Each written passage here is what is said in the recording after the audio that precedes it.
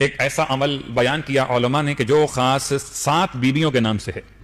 7 بیویاں کون سی ہیں؟ جن میں پہلی بیوی جناب خدیجہ طاہرہ سلام اللہ علیہا، دوسری بیوی جناب فاطمہ بنت اسد سلام اللہ علیہا، دوسری بیوی جناب فاطمہ بنت اسد، اور تیسری بیوی جناب سیدہ فاطمہ الزہرا سلام اللہ علیہا، چوتھی بیوی جناب فاطمہ ام البنین سلام اللہ علیہا، ٹھیک، پانچویں بیوی جناب زینب کبریٰ سلام اللہ علیہا، اور چھٹی بیوی معصومہ قم جناب فاطمہ بنت امام موسی کاظم علیہ الصلوۃ والسلام، اور آخر میں 7ویں بیوی جناب نرجس خاتون سلام اللہ علیہا۔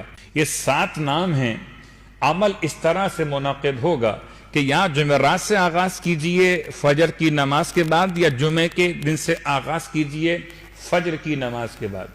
فجر کی نماز کے بعد مرد یہ عمل کرتے ہوں یا خواتین کریں، یہ عمل 4 جمعرات یا 4 جمعے کے لیے، یعنی پورا مہینہ، یعنی کہ پورا مہینہ 4 جمعے یا 4 جمعرات۔ اگر جمعرات کر رہے ہیں تو 4 جمعرات، اور اگر جمعہ منتخب کیا تو پھر 4 جمعے۔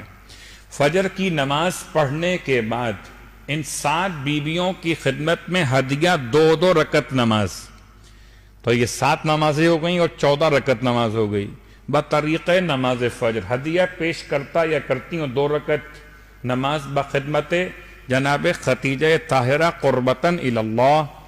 اسی انداز سے ہر نماز کی نیت اس بی بی کے نام سے ہوگی ہدیہ پیش کرتے ہوئے۔ جب یہ 7 نمازیں 14 رکعت مکمل کر لیجئے، 2 رکعت کر کے نماز مکمل کیجئے، اس کے بعد پھر ایک تسبیح درود کی، اور اس کے بعد سورہ مبارکہ یاسین کی تلاوت۔ سورہ مبارکہ یاسین کی تلاوت میں، چونکہ سورہ یاسین میں 7 مقامات پر مبین کا لفظ استعمال ہوا، 7 مقامات پر مبین کا لفظ استعمال ہوا، تو ہر ایک مبین کے بعد رک کر دعا مانگیے اور ایک بیوی کا واسطہ دیجئے۔ پہلا مبین جناب خدیجہ طاہرہ کا واسطہ، پروردگار آپ کے بیٹے کے لیے اور آپ کی بیٹی اس کے لیے دعا کر رہے ہو، بیٹے کا رشتہ مسئلہ ہے یا بیٹی کا رشتہ مسئلہ ہے، اس کے حق میں دعا مانگیے۔